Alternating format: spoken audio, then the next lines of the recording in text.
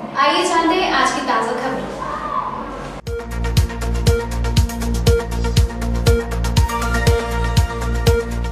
Bharatiya Janata party पर निशाना साधते हुए झारखंड के मुक्ति मोर्चा के नेता हेमंत सोरेन ने जमकर बयानबाजी की। इस ऐप को भी समाप्त करने का काम करेंगे, श्रम कानून को भी समाप्त करने का काम करेंगे, भूमि अधिग्रहण को भी समाप्त करने का काम करेंगे। मैं आपको बता दूं दोस्तों, अगर इस राज्य का सीएनटी एक्ट, एसपीटी एक्ट बदला या समाप्त हुआ तो इस राज्य में खून की नदी बहाने से कोई नहीं रुक सकता। आज निश्चित रूप से हमारे इस गांव में, हमारे इस क्षेत्र में किसी के पास कोई बैंक बैलेंस नहीं है। हमारे गरीब लोगों के पास कोई एटीएम कार्ड नहीं है। हमारा एटीएम कार्ड और हमारा बैंक बैलेंस हमारा खेत और खलियान है। अगर इस खेत खलियान और इस जल जंगल जमीन पर पूंजीपति का कब्जा हो गया तो हम अपने खेत पर मजदूरी करते हुए नजर आएंगे। मित्रों, बहुत बातें हैं, अभी और भी चुनाव प्रचार में है। आज भारतीय जनता पार्टी के लोग हमारे पीछे, हम अपने पार्टी के प्रत्याशी के प्रचार प्रसार में आदरणीय गुरुजी और हम लोग पूरे राज्य में घूम रहे हैं। मेरे पीछे आधा दर्जन हेलीकॉप्टर दौड़ रहा है, आदरणीय गुरुजी के पीछे 1 दर्जन हेलीकॉप्टर दौड़ रहा है। लेकिन अब झारखंड मुक्ति मोर्चा प्रतिज्ञा कर चुका है, अब इनके बुरे मंसूबे को हमको तोड़ना है और इस राज्य में आबुआ दिशो माबुआ राज कायम करना है। हमने बनाया है, हम ही संवारेंगे इस राज्य को। इसी प्रतिज्ञा के साथ हम आगे बढ़े हैं। अब हम देखते हैं इस राज्य में इनके ये मंसूबे कैसे। भारत में कालाधन मामला शांत होने का नाम ही नहीं ले रहा है और इसी कालाधन मामले में पश्चिम बंगाल की मुख्यमंत्री ममता बनर्जी, बहुजन समाज पार्टी की मायावती और मुलायम सिंह एक समान सुर लगाते नजर आ रहे हैं। भारतीय जनता पार्टी के सामने फिर से वही कालाधन मुद्दा आ खड़ा हुआ है। काले धन मुद्दे पर बहुजन समाज पार्टी की अध्यक्ष मायावती ने कहा कि जिस काले धन मुद्दे को लेकर भाजपा ने सरकार बनाई थी और कहा था कि काला धन वापस लाकर भारत के हर गरीब को 15 लाख रुपए देंगे।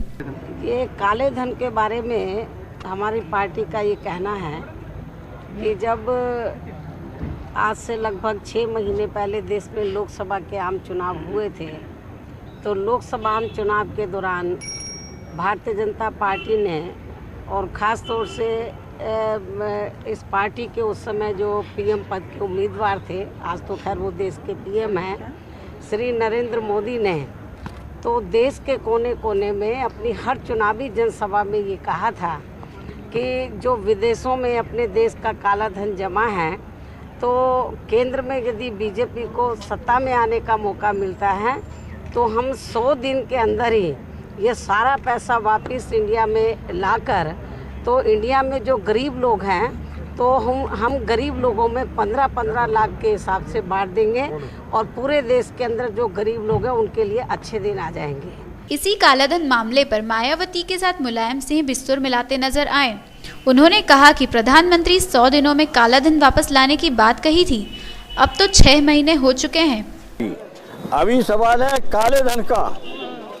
काले धन को ये जनता के बीच कह के आए प्रधानमंत्री जी कि हम काला धन 100 दिन में वापस लाऊंगा और हिंदुस्तान को खुशहाल संपन्न बना दूंगा और सब विकास हो जाएगा।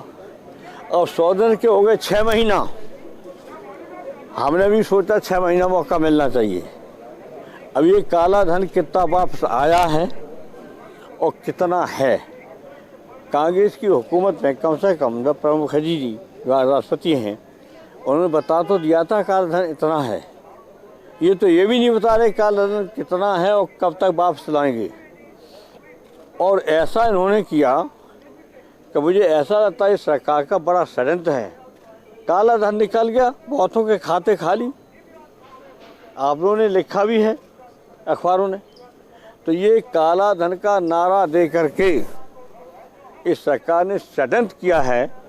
अब काला धन नहीं मिलेगा, इधर उधर वो अपने खातों से निकाल के बाहर ले चले जाएंगे। कुदरत के खेल भी निराले होते हैं जिसे हर कोई समझ नहीं पाता। हम बात कर रहे हैं 12 साल के शाहजान की, जिसके दोनों हाथों को करंट लगने के चलते काटना पड़ा। आज शाहजान वह लड़का है जो सब कुछ करता है, जो शायद हाथ वाले लोग भी ना करते। बुलंदियों का बड़े से बड़ा निशान छुआ, उठाया गोद में माँ ने तब आसमान छुआ। शायर मुनव्वर राणा का यह शेर 12 साल के शहजान पर सटीक बैठता है। कक्षा 7वीं के छात्र शहजान के दोनों हाथ 22 जुलाई 13 को करंट लगने के कारण काटने पड़े थे। माँ मुमताज़ भी ने बेटे को हिम्मत नहीं हारने दी। कुछ ही दिनों में उसे पैरों से लिखने की कला भी सिखा दी। तब वह कक्षा 6ठी में था। अपने पैरों से ही प्रश्न पत्र हल कर पास हुआ। माँ ने उसे प्रोत्साहित करते हुए एक पियानो भी दिलाया, जिस पर शहजान राष्ट्र और फिल्मी गीत की धुन पर हर किसी को मंत्रमुग्ध कर देता है। कुदरत ने उसके हाथ तो छीन लिए, लेकिन पैरों में ऐसी कला दी कि हर कोई उसे देखकर दंग ही रह जाता है। प्रधानमंत्री नरेंद्र मोदी काठमांडू में 18वें सार्क शिखर सम्मेलन में सम्मिलित हुए। वह आज 4 बजे उन्होंने काठमांडू से दिल्ली तक बस की सेवा शुरू की। प्रधानमंत्री नरेंद्र मोदी दक्षिणी एशियाई क्षेत्रीय सहयोग संगठन सार्क के 18वें शिखर सम्मेलन में हिस्सा लेने मंगलवार को काठमांडू पहुंचेंगे। सबकी नजरें मोदी और पाकिस्तान के प्रधानमंत्री नवाज शरीफ के बीच संभावित बैठक पर ही रहेंगी। सार्क शिखर सम्मेलन 26 नवंबर से शुरू होगा। इसके अगले दिन 27 को सभी नेता मनोरम स्थल धूली खेल जाकर अनौपचारिक बातें करेंगे। शाम को काठमांडू में संयुक्त घोषणा पत्र भी जारी होगा। दिल्ली की स्थानीय कोर्ट ने सीबीआई से पूछा कि कोयला घोटाले में मनमोहन सिंह से क्यों नहीं की पूछताछ। राजधानी की एक विशेष अदालत ने केंद्रीय जांच एजेंसी सीबीआई से पूछा है कि उसने कोयला घोटाला मामले में तत्कालीन पीएम मनमोहन सिंह से पूछताछ क्यों नहीं की। कोयला खदानों के आवंटन के वक्त मनमोहन सिंह के पास कोयला मंत्रालय भी था। बता दें कि इस मामले में शीर्ष उद्योगपति के.एम. बिरला, पूर्व कोयला सचिव पीसी पारिक समेत कई लोगों के नाम सामने आए थे। बिरला की कंपनी हिंडाल्को को जब ओडिशी के तालाबीरा में 2005 में कोयला खदान आवंटित किए गए थे, उस वक्त तत्कालीन पीएम मनमोहन सिंह कोयला मंत्रालय का काम भी देख रहे थे।